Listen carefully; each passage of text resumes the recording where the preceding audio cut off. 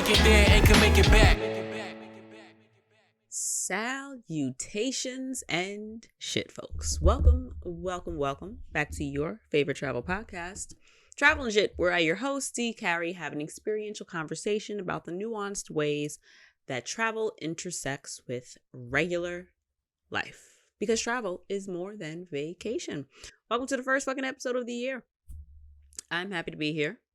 I'm happy to have you here with me. And you know what? I want to get to know who you actually are. So if you wouldn't mind, take a few minutes and take my listener survey. I would love to be able to continuously bring you content that you're actually interested in. I would love to explore different modalities, if you will. And I would better serve you, and it's a lot easier for me to kind of curate the numerous tabs in my brain that are open with ideas. I am the idea queen. It's a gift. I always have an idea about something. However, I generally tend to drop the ball when it comes to execution. It generally stays in the idea phase. So if I know that there's a particular interest, I can more easily focus my attention to what it is you actually want. So I would love to get to know you guys and to see what all you're interested in. Things you like, you don't like, things you want to keep the same, things you want to change about the podcast. I'm open to all your suggestions. So there is a link in the episode description right there. It's not going to take long. Give it a shot. I really appreciate you guys that have already done it. And I would love to see more of you guys' responses. And if you would like to get to know Travel and Shit a little better, mini drum roll, don't know if I've mentioned it before, but there are playlists. I know what it feels like to know that you heard something, but not know what episode you heard it in. So I created a couple of different playlists with general topics so that you can get right to the information that you're looking for in particular. Whether it be, I think I have playlists on remote destinations. I have playlists on solo travel, so that if you are particularly looking for solo travel episodes, it'll be easier for you to just hop to the playlist, scroll through there and be like, this is the one. I'm thinking about going here. Let me listen to this episode in the remote episode. So I do my best to make things easy. I'm going to write down road trip because I don't know if I have a road trip playlist, and I've done quite a few road trips over the past year at this point, so definitely going to add that to it if it's not there. But yeah, so I'm trying to make sure that Travel and Shit is more than me just running my mouth. I love helping people, and this is one of the ways that I hope that I'm able to help you. So the links for those will of course be in the description box below, and if you would like to, and I would appreciate if you did, visit the website, travelandshitpodcast.com. You can get to the playlist from there. You can get to the listener survey from there. And you can also check out all the other resources and offerings that I have. I've got courses. I've got suggested gear. I've got itineraries from past trips if you want to know where I've stayed. Once you go through the playlist of remote episodes, it's all there for you. I am slowly trying to curate a hub and a wealth of information for you. But I am a one-woman show. So I can much easily and much more quickly get to what it is that you are looking for in particular if you let me know that's what you're looking for. So holler at me, y'all. And that is the commercial for this episode. Also, shout out to my little Travel and Shit cups. These are one of the first, if you're watching on the YouTube, which is also in the description box, you can see all the Travel and Shit stuff that I have going on. Ooh, putting a pin in this cup combo. Check out the new plant, y'all. I told you I was trying to, zhuzh up the the aesthetic here. Got me a new one. I was very excited about this one. Got it from Jordan's Jungle, my favorite nursery. That giveaway is also still open, as well as the giveaway for the Remy Rain collection. I had an episode about 2 or 3 episodes ago with Celicia Shears. She came on and discussed traveling with her daughter, with her husband, and I am doing a $50 giveaway to her website. Well, not her. Well, yeah, her website, the shop where she sells a lot of merch in terms of like kids' clothes, book bags, notebooks, those kinds of things, so that children are able to see representation of themselves in products that encourage them to travel. So that, as well as a gift card giveaway for Jordan's Jungle. I believe the gift card is $25 for Jordan's Jungle, which is no small fries, because this beauty here, I want to say, was less than $25. Was it? It may have been like $20. So depending on where you live, $25 gift card is going to get you one, or if you get something smaller, more than one plant. This is a 6-inch pot. Pardon. It'll get you tons of stuff. They've got an incredible selection. So favorite nursery. They ship ridiculously quick. I ordered Wednesday prior to Christmas, or was it Wednesday prior to New Year's? So it was one of those Wednesdays, and I'd gotten it by the Friday. I ordered early in the morning on Wednesday. It was maybe like 10 o'clock in the morning, and they shipped and had my, package at the post office like 3 hours later, it seemed. I had a tracking number and everything. So they ship quickly, and I always receive healthy, well-looking plants. I actually did an unboxing on my Instagram, _D_Carrie. So that's D_DCARRIE if you're interested.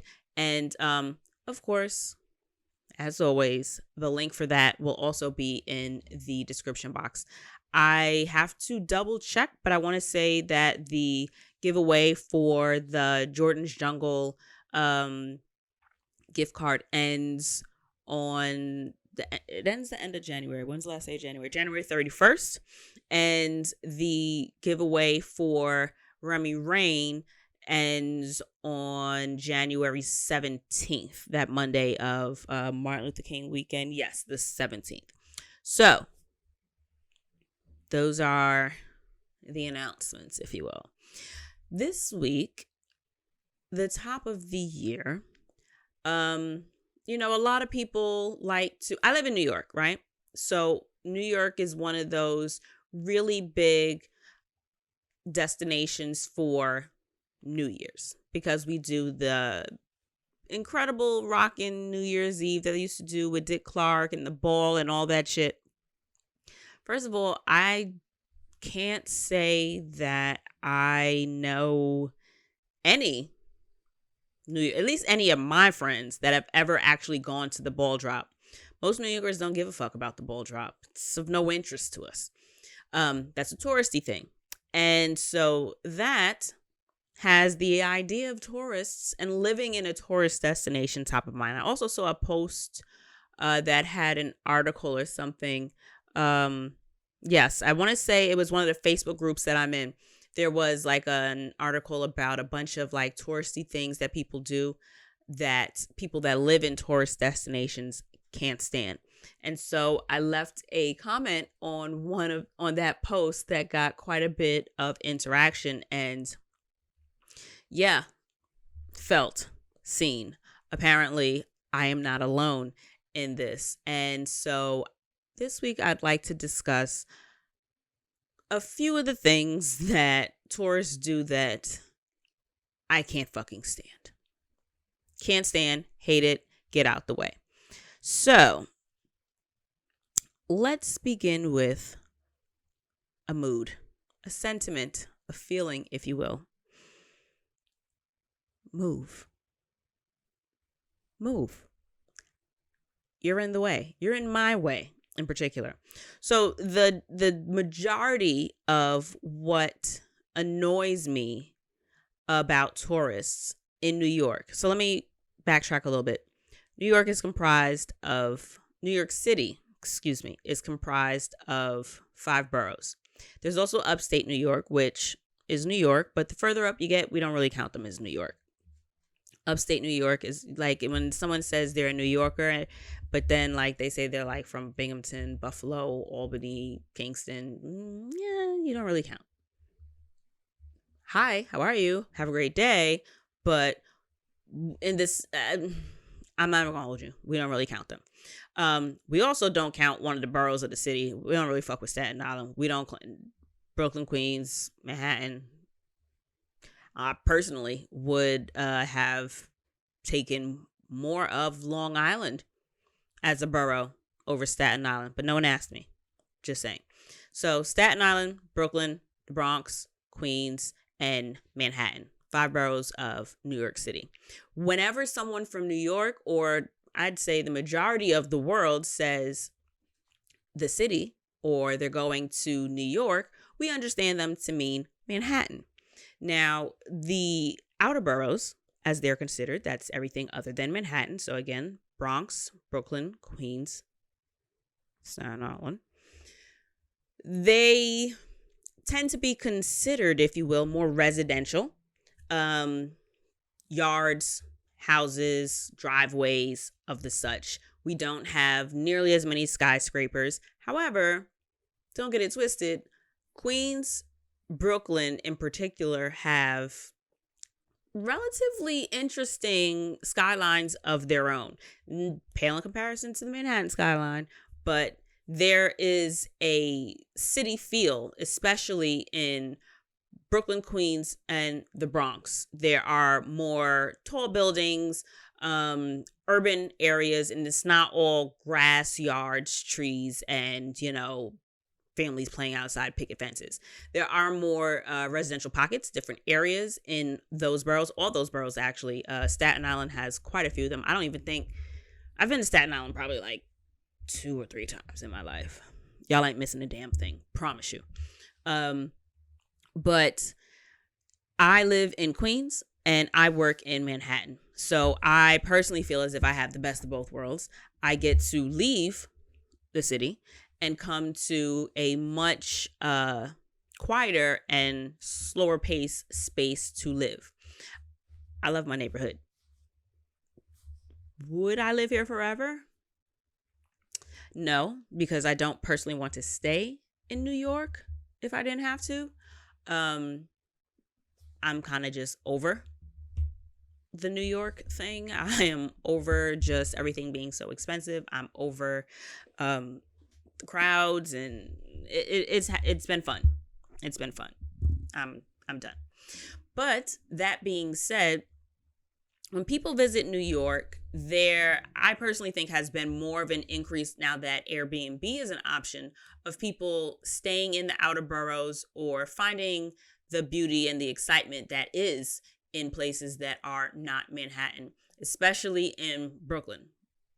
Brooklyn's got a ton of really great options for places to stay, things to do, places to eat, activities, the whole nine. Queens, I think people in Queens, we just fucking live here. If you ask me, ain't really that much to do in Queens unless you're in in the more urban areas of Queens. And by urban, I mean just more populous, more, what's the word I'm looking for? Transit friendly, where there are going to be more train lines. Pockets of Brooklyn and a lot of Queens is what we consider to be a two-fare zone, where there are no subway systems. So if you want to rely on public transportation, you're mostly going to rely on buses.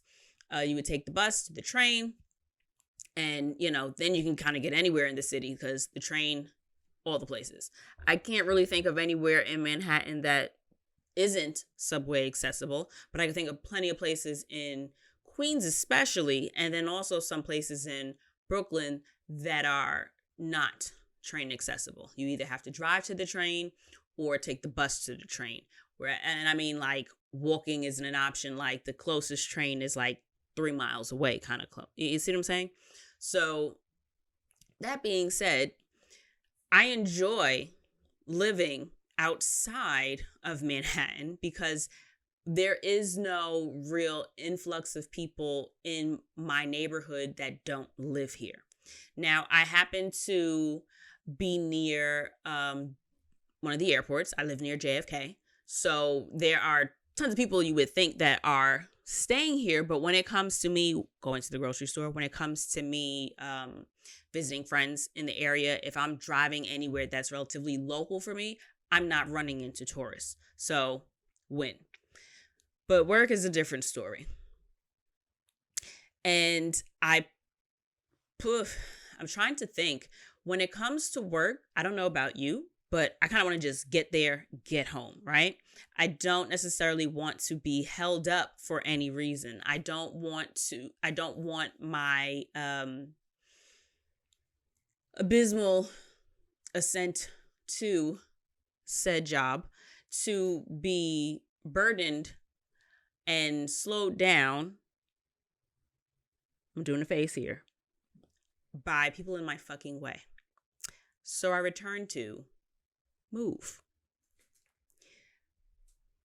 Majority of the things that tourists do that I can't stand here are things that I personally do my damnedest to avoid while I'm traveling in order to keep myself safe. A lot of the things that I think, now mind you, the list that I'm going to hit up is not exclusive just to tourists. I think that it tends to also be commonplace for people that are just aloof, that have no grasp of personal space and caring about, or just giving, you don't even have to care, just giving consideration to the people around you. So I have first walking in the middle of the street and dragging your luggage behind you in like the most inopportune places. Realize that not only are you in someone else's home, but you're, for the most part, in a very highly trafficked area. If you're in Manhattan, you're in a very highly foot traffic or car traffic. So it's either pedestrians or it's cars. You being lost in the middle of the street or not using the fucking sidewalks infuriates me. There's no reason why you're walking someplace in the street, like along parked cars kind of in the street, or like go on the sidewalk. Move out of my way. I drive to work. Haven't been on the train since the pandemic. Prior to the pandemic, I took the subway to work. I had to drive to the subway because, remember, two-fare zone. However, it just was real easy for me to, not easy, but it was an easier option to just drive to the subway, park, and take the train into work. Now, I'm good on that. I don't want to deal with all of the, I feel like there's an influx of crazy, and I want no parts of that on the train. Also, the train has never been really reliable. It's never really been, the subway in particular, Long Island Railroad, Metro North, Jersey Transit, I want to say, the that rail line or whatever that their thing is called. I feel like those trains are way more reliable because they have a consistent timetable that they stick to. Long Island Railroad, if your train leaves at 9:06, be there at 9:06 because that bitch is rolling in and out on time for the most part. Subway, if it's supposed to arrive at 9:06, who knows when the fuck it's going to show up.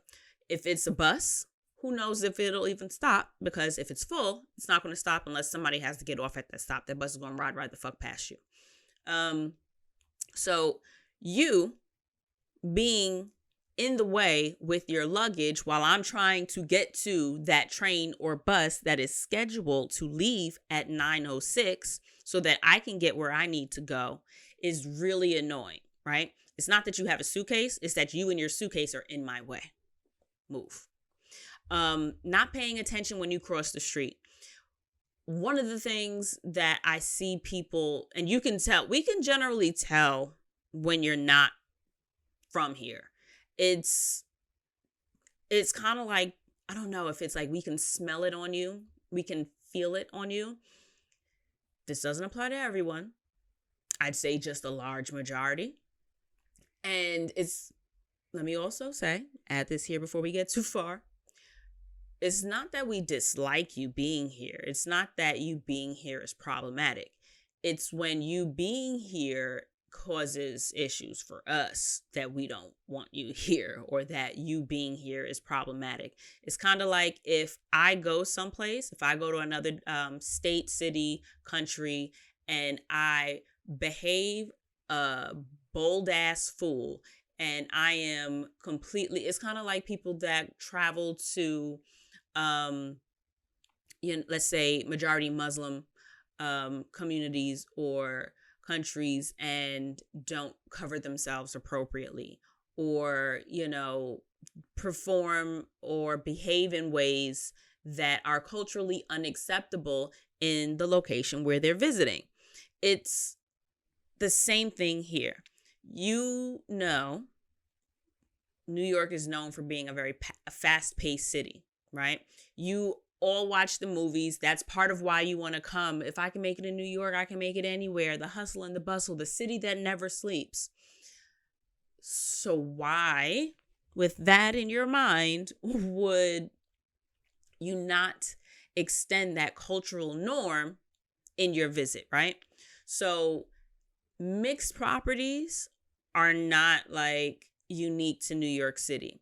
A lot of the buildings that you're visiting that are tourist attractions, Rockefeller Center, Empire State Building, Macy's like at Herald Square, a lot of the places in Times Square, these aren't just tourist attractions. People actually work here and some people actually live here. So you standing and stopping and congregating in the middle of the fucking sidewalk, again, I repeat, this is not just something that tourists do. It just happens to be a very touristy action and very well known to be done by people that are totally aloof and ambivalent to there being people around them. Do not stop and congregate in the middle of the fucking street. Don't do it in the middle of the sidewalk. Move out of the way. Move to the side of the sidewalk. Either move to, and if you're standing like to the side, like near a store, don't stop in front of the fucking door. When you come out of a store, don't stop in the doorway to try to figure out where you're going to go. Come the fuck outside and step like inside, like by the window. You can always step to the left or to the right, up, down, in, out. Just move from outside of the doorway so that somebody that is trying to make it back onto the sales floor from their lunch break isn't trying to navigate you and 6 of your homegirls that are waiting for homegirl number 3 to figure out where she wants to go next, and she's looking at the maps. It's not that being lost is a crime or a sin, but being in the way of other people, that part is. If you're crossing the street and you're not sure if you're going the right way, don't stop and think about that in the middle of the crosswalk. Go across the street. Take your head out of your phone when you're looking at directions. Look at where you're going, navigate, see if the blue dot is going in the right direction, and then look where you're fucking going. You don't have to text while you're crossing the street. You don't have to do all those. You can do it on the other side of the street. Promise, if that ass don't get fucking hit by a car, that your phone will still be in your hand when you get to the other side. Navigate and recalibrate on the sidewalk, not in the middle of the street. I can't tell you how many times I'm driving home and I'm at a light and I'm watching people that are, because I work in Lower Manhattan, so tons of touristy areas. There's Chinatown down there, Wall Street's down there, Soho's down there, Tribeca's not far from there. So there's a lot of shit for people to do. And all the time, I'll see somebody, like a group of maybe like 3-4 people start walking to the crosswalk. One of them is ahead of the rest of them. And then they stop and they're talking back to the girls that are still standing on the corner. Homegirl is standing in the middle of the crosswalk, like in the middle of the street, talking to her friends that are slowly starting to come to the crosswalk. Doesn't matter that you have the light. Don't do it. Fucking cross the street. You don't stop in the middle of the crosswalk. Keep it pushing. If you end up going the wrong way, guess what? You can turn around and go back the opposite way when the light turns again. You don't have to figure it all out in that moment in the middle of the street. Other thing, fucking stairs. Don't stop at the top of the stairs. Once you get to the top, if you don't know which way you're going, go pick a way. It don't have to be the right way, because again, you can always turn around, but don't stop at the top of the stairs or at the bottom of the stairs. Move out of the way so that everybody else doesn't pile up behind you. Same thing with an escalator. Don't stop once you get off the escalator. Readjust and fix shit out of the way. If you're not going to walk up the escalator, yes, I know the escalator moves. If it's working, if you're in the subway, we all know and hate, or if you're in stores, certain places, we all know the escalator is not going to work.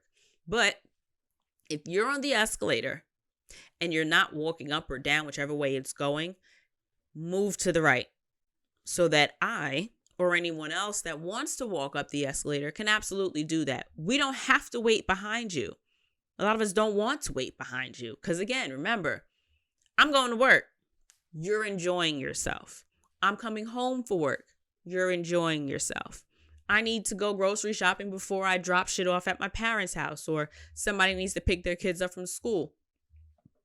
Whatever it is, keep at the top of mind, or not even the top of mind, just keep in mind, period.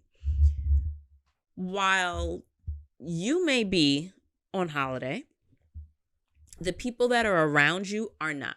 And I always keep this in mind also when I go other places. Like if I'm uncertain of what's on a menu someplace, I will always just come in, step outside of the doorway, move someplace where I'm not really in the way, and then look over the fucking menu. You don't have to make your decision as soon as you walk in, but what you do need to do is decide to move out the way as soon as you walk in, because someone that knows what they want should be able to go in front of you. And it's just as simple.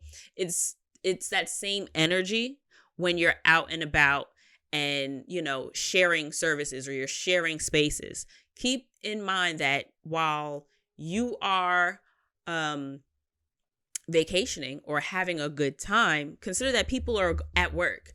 People are on their way to work. People live here. You are in their space. Remember that you are sharing the space and follow suit. Do not place your needs, your wants, your selfie, your photo, your FaceTime, your video above the safety and convenience of everybody else around you. That whole trying to recreate like movie scenes. I remember that was one of the things in the article. Someone that lived, I want to say, Abbey Road. What is that? Someplace in the UK, I want to say. The Beatles, right? So people actually drive and converse and traverse and use that space. So you trying to recreate that, album cover is inconveniencing people that are trying to, never take their sick kid to the doctor's office, pick up prescriptions before the pharmacy closes. Real life shit. You know what I mean? So while you're having a good time, remember that people actually live and work in this area, and your good time does not get to come before other people's regular life. What else did I have here? Another way that we know you not from here is when you walk without purpose. You walk without direction. It's one thing to not be sure which way you're going. I am notoriously lost. I have a really shit sense of direction. That's always been the case. Can't see that getting any better. I've lived in New York my entire life. I still don't have a clue where I'm going most of the time. So I happen to have to use the map. What a time to be alive. I also remember when I had to just print my map and figure it out from there. I remember one time I drove to see my cousin in Virginia. What should have been a 6-hour drive took me 9 hours. And I think I only stopped once or twice. But I remember one time I was leaving the McDonald's and I was going the wrong way. I was driving the wrong way. I don't know how long I was going the wrong way, but I did it. I didn't have a GPS to recalculate and tell me where to go. I fucked up on my own. But that being said, it's great to have, navigation tools. But honestly, look up. Get out of your phone. And whilst just going on these walks, whether or not you are using navigation or not, I'm not saying you have to rush, right? Because plenty of people in New York also like to leave well before they need to be someplace, because we all know traffic. this has been, and ask any New Yorker and we will tell you this has been probably the worst traffic that we've seen in decades. It is, I've been driving for probably 20 years at this point. I ain't never been in traffic this bad trying to go someplace. It's just, it should only take me maybe 30 minutes without traffic. If it's 2:00 in the morning and nothing's going on, I can get to the city in 25 minutes. Most days it takes me an hour and a half, sometimes 2 hours to get to or from work. So traffic is really bad.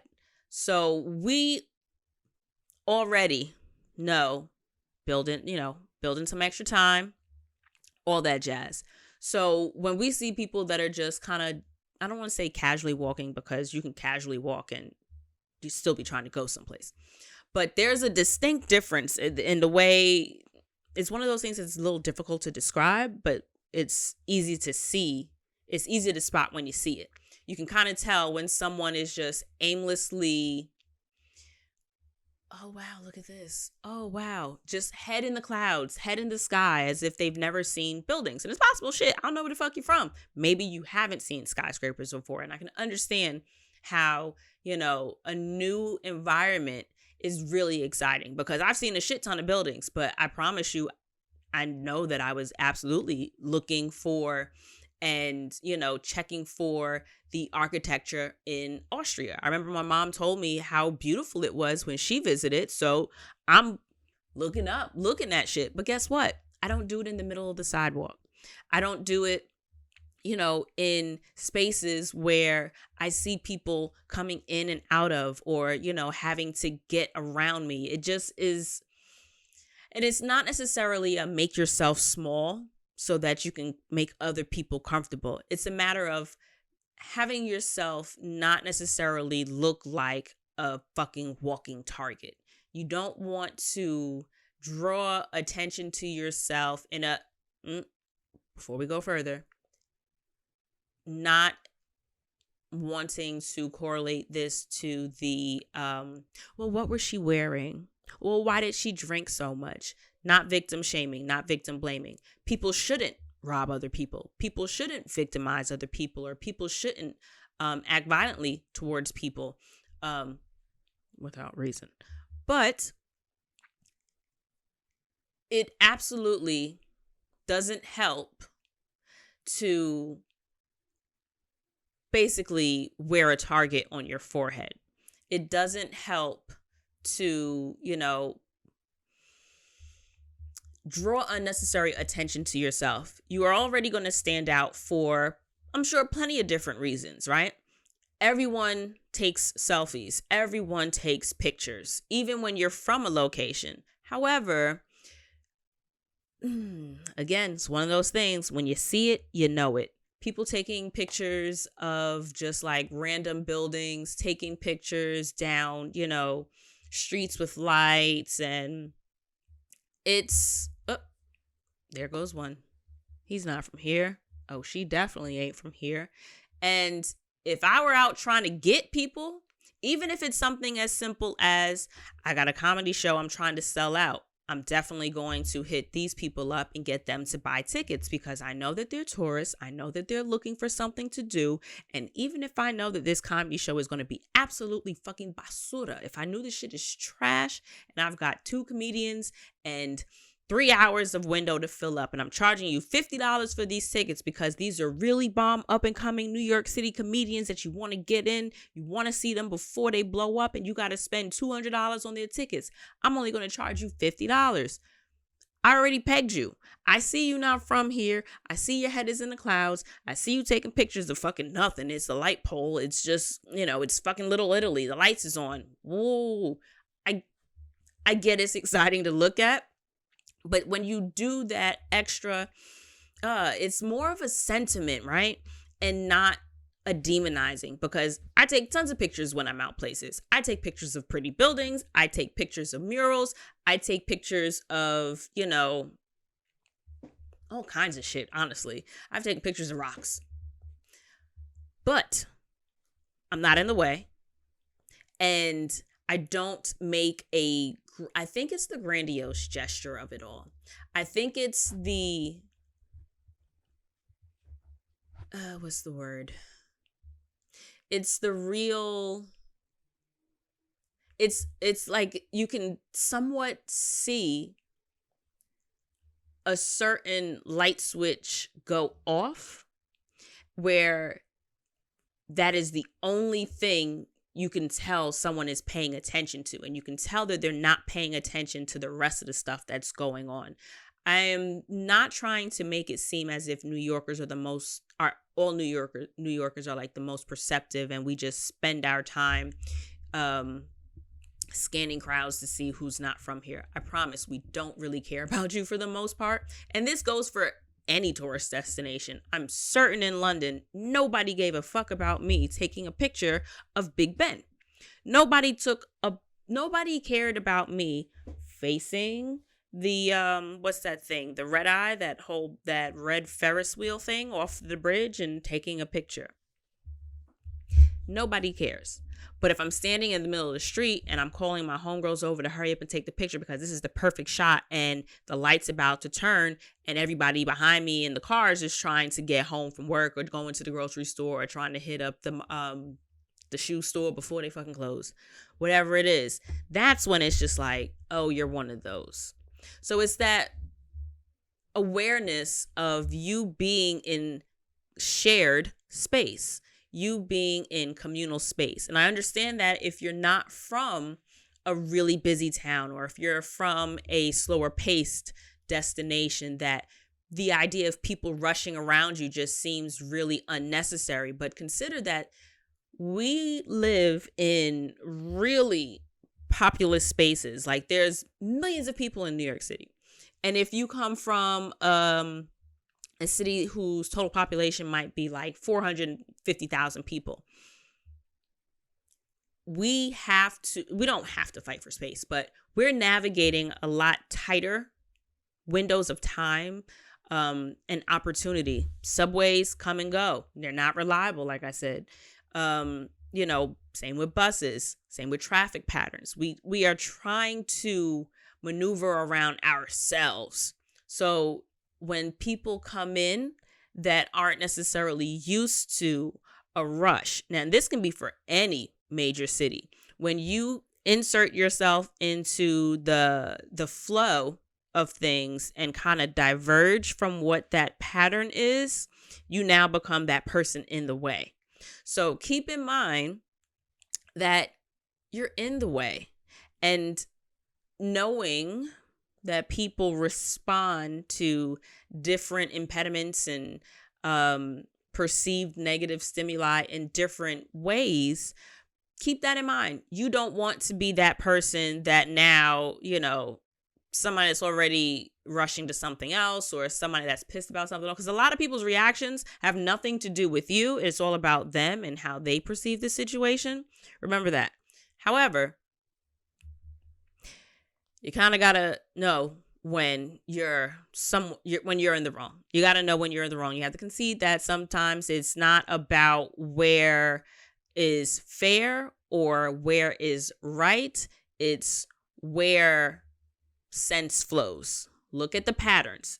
Even if it doesn't make sense to you, you got to be able to adapt to a new surrounding. And I find that not just New York City, but even in places that are slower. When I go to slower paced destinations, I know Costa Rica, their slogan is, what is it? Pura Vida, La Pura Vida.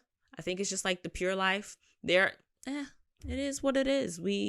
Everyone will tell you when you go to Costa Rica. I know when I was Googling the things and looking up information about the area, they basically said, you're on their time. Don't do anything in a rush, because the nature of the communal shared sentiment is ease. And the fast-paced city, so I got to be here, I got to get this done, I'm going to move and I'm going to do this, and That's not held there. So if I were on oh shit, they're going to close. All right, I want to just cash this out real quick so I can hit over there. But the lady at the register is just like, oh my God, your nail polish is so cute. There was a time that I didn't wear nail polish, but now, and here she is having a conversation and you're ready to go.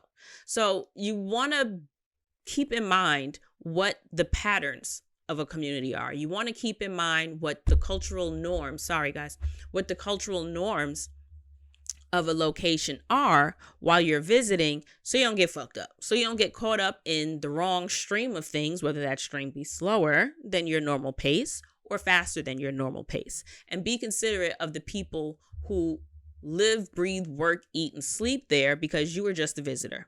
When I go someplace that is, slower. Now, granted, I'm on vacation, so for the most part, you would think that, what am I in a rush for?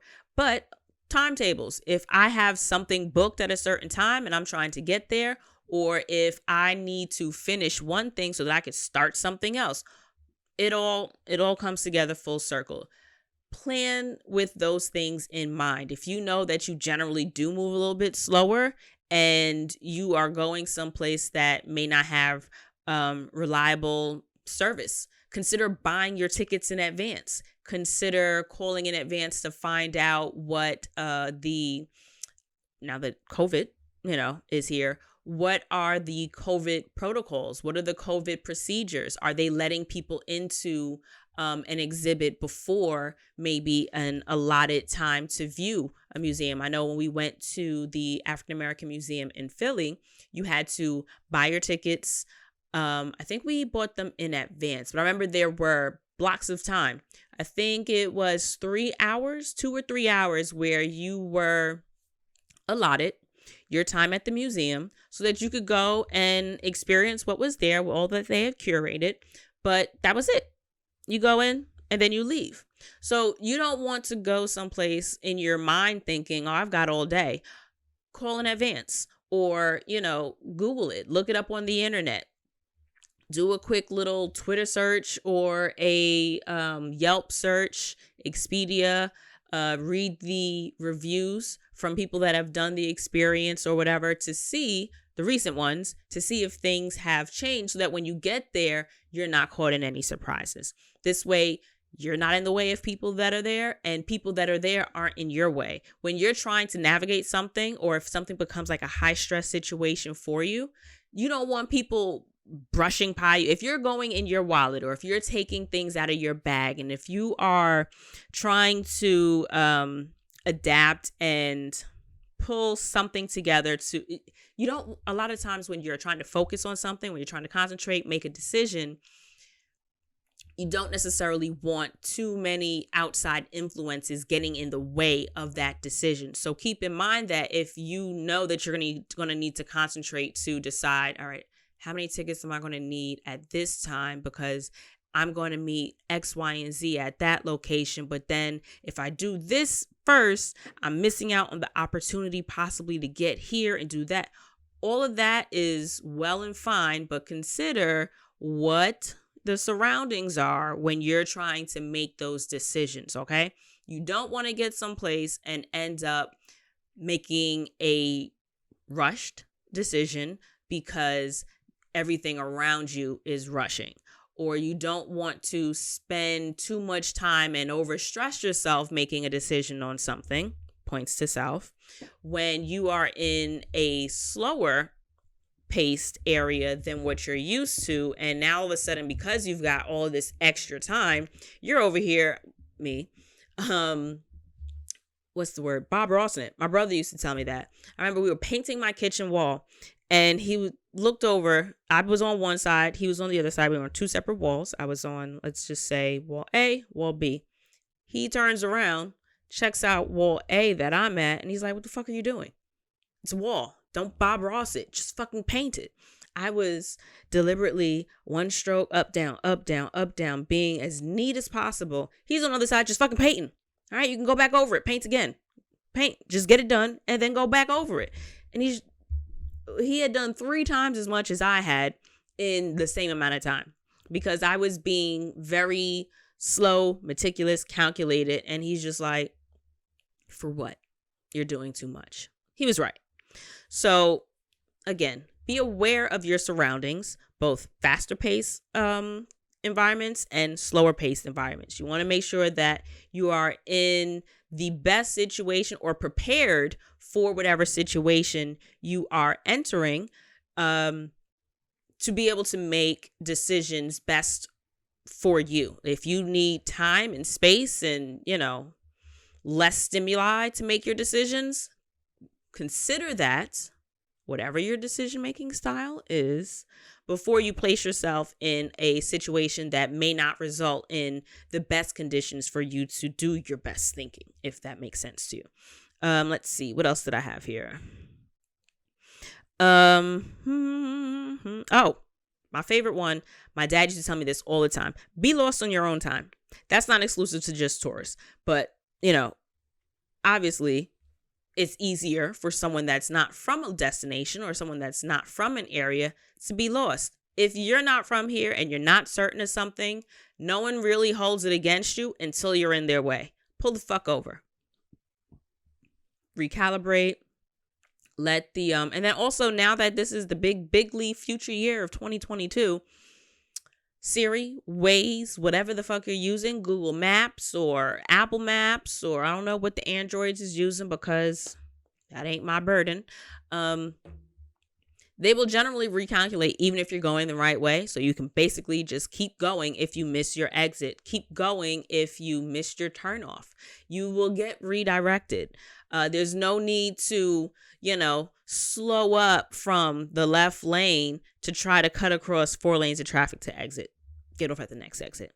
It'll loop you back around to get where you're trying to go. Be safe. Keep yourself safe. Keep everybody else safe. We know where we're going. Also, consider this ain't just some New York shit. I promise you, I'm certain this happens in other places.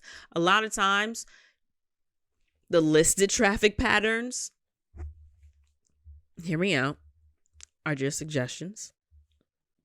I know there is a particular block by my house. It's about 3 lanes of traffic, and 1 lane, the far left lane, is a turn lane. Well, it's not a turn lane. It's one of those like service roads that if you keep going straight a while, you'll have a highway ramp to enter onto the highway. But before or after those highway ramp exits, there are a bunch of, regular streets, turnoffs. It's in a relatively residential area, and, tons of people drive these ways to get to work. So 3 lanes.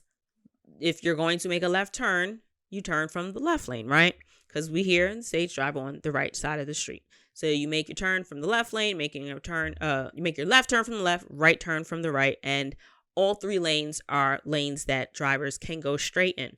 However, at one particular intersection that I have in mind, it is not unforeseen or unheard of for drivers in the right lane to cut across the other 2 lanes of traffic and make a left turn. Now, those of us that take that route, we know this. Is it unsafe? Fuck yes, it is. Is it right? Fuck no, it's not. However, it is a norm for that intersection. It is a norm in that general area. So if you are not familiar with that, or if you see that it's building up to that, like you see as you're in traffic, watching it happen, drive accordingly. I love my friends that are from New York, but moved out of New York. Alicia, I'm talking to you. That are from New York, moved out of New York early and did not learn to drive in New York. So when they come back to New York, they are not exactly fond of driving in the city or just, any borough. But a lot of my friends, and I get it, a lot of New York drivers are much more aggressive drivers than they are in a bunch of other places in the country, because there's so many of us in such little bit of space. There are tons of highways in Dallas, tons and tons of fucking highways. It just seems like everybody can get where they need to go because you just hop on a highway and go. There, of course, are roads that aren't fucking highways, but There seem to be so much direct access to a highway that you don't necessarily have to do a lot of local driving, depending on where it is you're trying to go. If you're trying to go local, duh, of course. But if I'm trying to, say, get to work and I don't live 5 minutes away, I'm going to get on a highway. Well, while we do have a ton of highways in New York, I feel like a lot of the driving that we do here is not necessarily highway driving. At least for a lot of people that live in the outer boroughs. A lot of us will also take, I'd call them like mid-tier roads, like Atlantic Avenue, Linden Boulevard, Eastern Parkway, Queens Boulevard, Jamaica Avenue, Merrick Boulevard, Linden Boulevard. Like they're not, it's like the main street, the Martin Luther King Boulevard, wherever you go. Every community has one of them. It's just one of those larger streets, right? So driving patterns. Pay attention to what's going on around you, not just what's listed. Always follow what's listed, but please pay attention to also what is going on around you. I am a great driver. I don't enjoy driving, but if you can drive in New York, you can drive anywhere in the United States. I would not fare well in, say, Casablanca. I was mortified and terrified in the car in Casablanca. So glad I didn't have to drive. My host did all the driving, but it's like I was describing in that intersection where people from the right lane were turning to go left. Same thing. It's like anybody from anywhere just did what they wanted to do. There seemed to be no rhyme or reason. Crossing the street, there weren't really traffic light. Y'all, it was insane. As great a driver as I think I am, never would have made it. Smoking Norfolk it is. But what else? Bali. The driving in Bali was also a bit, clutches pearls. But there seemed to be a culture of if someone cuts you off, they don't slow down. Like out here, it's just like somebody, especially in like Long Island. I feel like Long Island drivers are terrible. They'll cut you off and go slower. What's the point in cutting me off if you're not going faster? You should have just stayed behind me or next to me. Like, where's the logic? But in Bali, you could be on a little moped and cut off a car, and the car is not going to like speed up to catch up to you. They just let you rock because you're peeling off. You're not just coasting, like you're cutting them off and then you're going faster. It was a bit of a time, and that's always something that tickles me when I am abroad, just looking at the way people drive and the traffic patterns. But yeah, pay attention to what's listed, but be lost out of the way.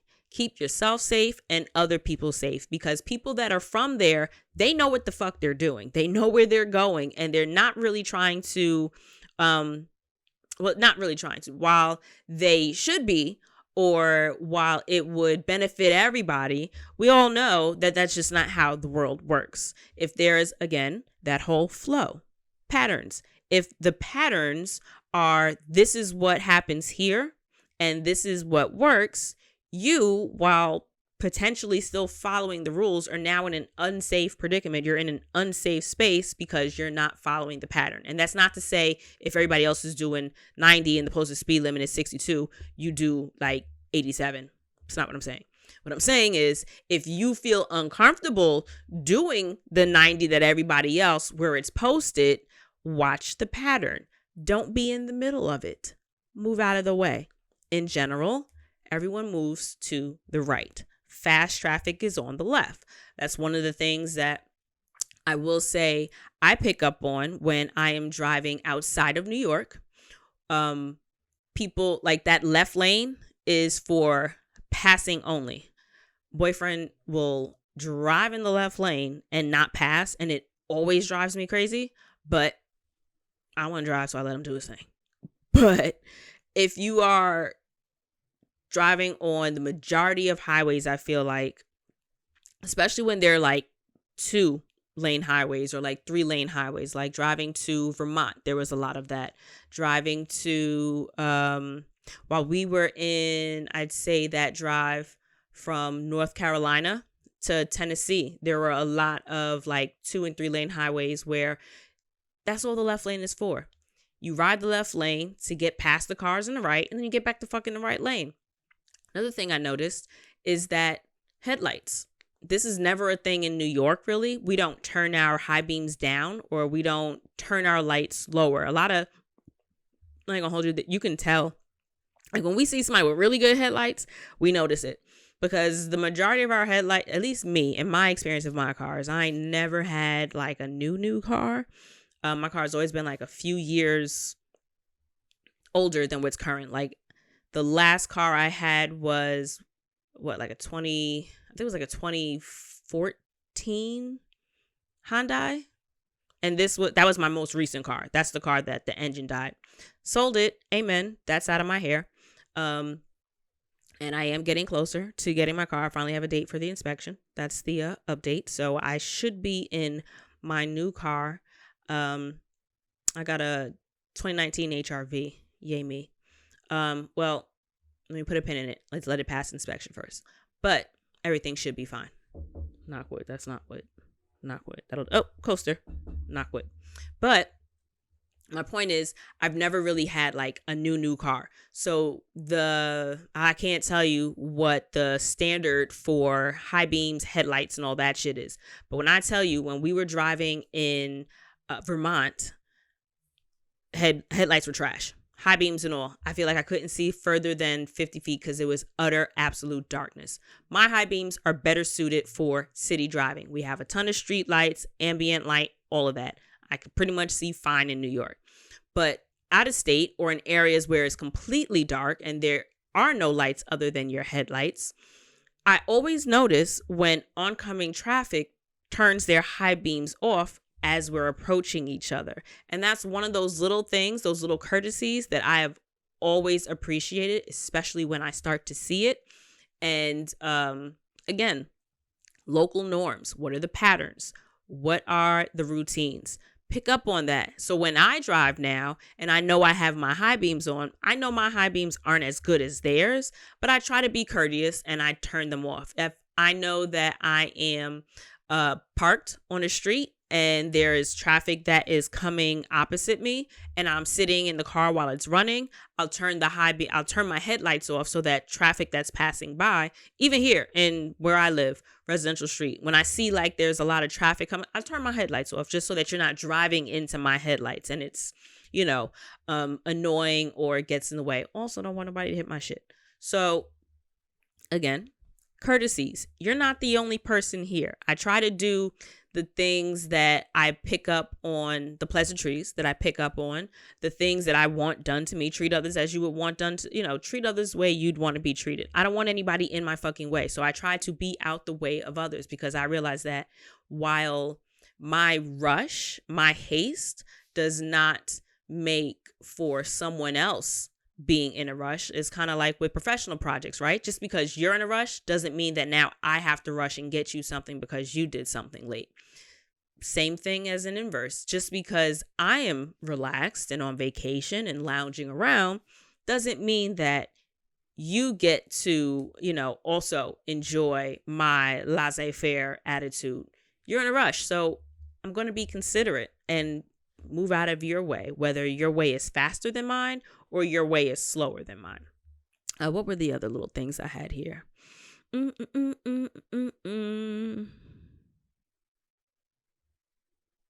Oh, the fanny pack. Done wrong, it's an absolute giveaway. It's an absolute giveaway. You can wear a fanny pack, but you can also just like put money in places that aren't your pocketbook or that aren't like, put it in your sock, put it in your shoe, put it in your bra, put it in, a waistband or something. But it's just like not just the fanny pack, but like the money holder, the money wallet, like the body money wallet kind of thing. Those things have always kind of weirded me out. Like people that will have to like lift their shirt to take their to open their fanny pack because their money is hidden on like a money belt. If that makes you feel safe, if it makes you feel comfortable, by all means, do your thing. I'm just saying that to me, it makes you look like a target to me. That's me. That's to me, in my opinion. Just saying. Those are tourist flags, or those are scary flags, if you will. Now, while they may be absolutely reasonable precautions, again, it's not wrong. It's just obvious. That's all. It's just obvious. One of the things, I was talking to boyfriend about the episode earlier, and I asked him, like, well, what kind of shit do you hate? And he was just like, fucking MetroCard machine. Get the fuck out the way. I got to go to work. And I personally tried my best to purchase my MetroCard or refill my card when I got off the train, like at my house, like at my home stop, like where I would pick up the car. But I know that for me, that's in Queens, which isn't necessarily going to be a very populous station as it is.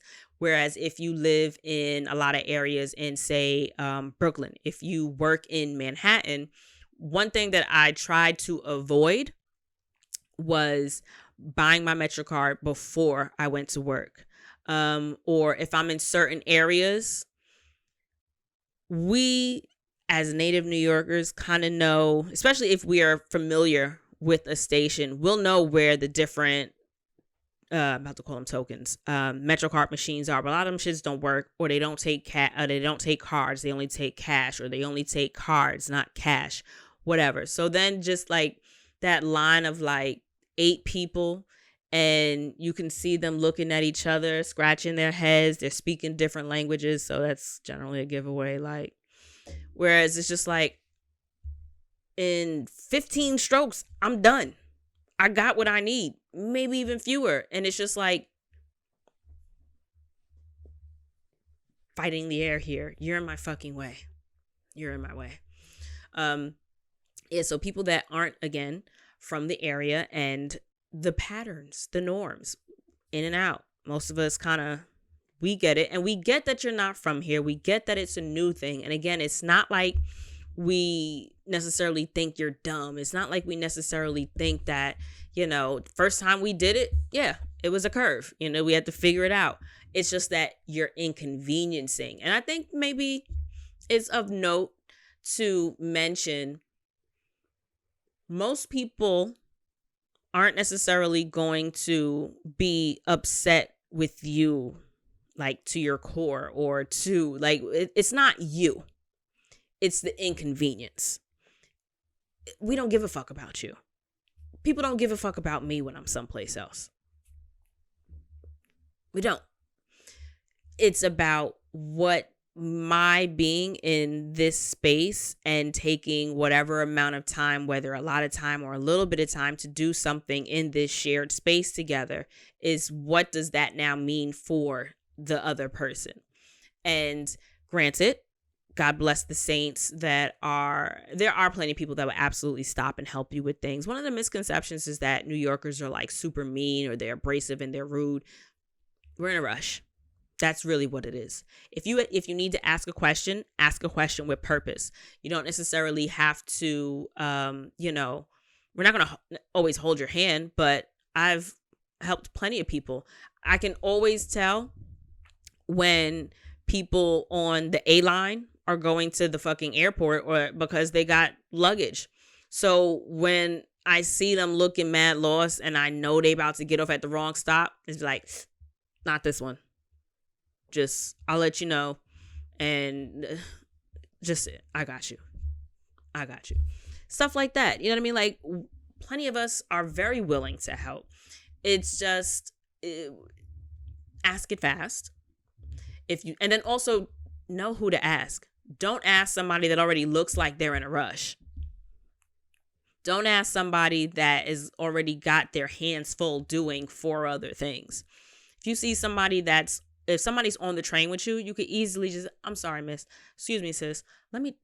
What's the West 4th? Is that 2 stops, 3 stops? I can get to the E train from West 4th, or am I better off getting at, Chambers or whatever? That's an easy question. I'm not doing nothing. We sit on the train. I ain't going nowhere. I'm standing here with you. So yes, you can absolutely ask a question. But as I'm coming through the turnstile, or as I'm taking my shit out my wallet to put through the metro, the turnstile or whatever, that's not the right time to ask me. If I'm standing on the platform, or if I'm waiting to, get off the train or something, you'd be like, do you know which way 71st Street is when I exit? Is it this way or is it that way? Go on and ask. Plenty of us native New Yorkers will also ask questions while we out here just because, oh, well, I'm not from this end of Brooklyn, or I ain't been to Bronx in like 3 years, or I've never taken the one line. I don't know which way I'm going. Do I want to go uptown to get to this location, or is this going to be the downtown side? You could absolutely ask questions. We don't give a fuck. If we got the answer, we'll give you the answer. It's all love. But know who to ask. And it doesn't need to be a drawn out fucking science project. Let us know where you're trying to go, or just get to the fucking point. Don't ask while I'm, getting onto the train. Like while the train is pulling up is not the time to ask for a detailed rerouting. It's not time to ask like, well, how do I get to, you can ask me, does this go to X, Y, and Z, or am I on the right side, or is this the way, you know what I mean? Like, consider your audience. What is the situation? Are we busy? Is this a packed platform? Little things like that, like read the room. That is my advice to you. Was that it? Yeah. Oh, last one. Leaving shit unattended. I don't think this is just a tourist thing. I feel like I've seen plenty of people leave shit unattended. Don't do it. Take your shit with you. If you're at a coffee shop or a cafe or at a restaurant or something and you got to go to the bathroom and there's nobody here, take your shit with you. Don't leave your coat behind. Don't leave your bag behind, because you get back and the shit is gone. Don't do it. Don't do it. Don't do it. Don't do it. Don't leave things behind. Don't leave things unattended. At the airport, I've seen plenty of people just leave their stuff and go to the bathroom and then come back. Even if you ask somebody, that's one thing that you're not supposed to do. I don't know where I was. I think I read it on Facebook or something. This lady on a flight was, this was a good one. So let me try and see if I can remember. There was a young lady on the flight. Maybe let's just say she's in her 20s, older woman, and was very kind and matronly, if you will. And I don't remember where she asked. I think she asked the young lady to help her get something from the overhead compartment, like her purse or whatever. And then she was just like, she like befriended the girl and just was all sweet, lovey-dovey, walked out. And I don't remember at what point it was, but the older woman ended up getting stopped, or she ended up going to do something or whatever, she was asking questions on the flight or whatever, and a guy had been listening and picked up on it, and the older woman had gotten stopped and detained and was questioned about something or whatever, blah, blah, blah. And the dude was like, don't hold shit for her. Don't take nothing from her. Don't do it. And like at some point the lady had asked the girl to hold, I don't know, but the point was the older lady got caught up in some trafficking shit and ended up, this is my daughter. I know her. No, this bag is hers, yada, yada, yada. And it's like, if they were going to like print the bag or something like that, the woman had touched it. Like she'd helped her get it from the overhead compartment. But at some point, I think the guy had interceded and was just like, no. And it's a good thing that she listened to the guy that was telling her, chill, sis, this ain't it. Not the move. Don't help this lady anymore. Because now the lady was trying to put her bag on this young lady and was just like, no, the bag is hers. Or this is my daughter and we're traveling together. It's her bag. And the lady had been trafficking some shit. So, of course, customs, issues, problems, jails, all that shit. And it's one of those things. So Don't leave your shit unattended, and don't hold on to other shit for other people. There's a certain level of niceties that can exist. Somebody's like, hey girl, I'ma just run to the bathroom. Nobody should touch this bag but me, kind of thing. I'm not grabbing the bag from somebody if they try to take it, but if you come back and your shit ain't here, I'm gonna definitely tell you what the person looked like, where they went, might take a picture and be like, you got your phone on you? I'll send it to you or something. You know what I mean? But that being said, don't leave your shit unattended. Pay attention to your shit.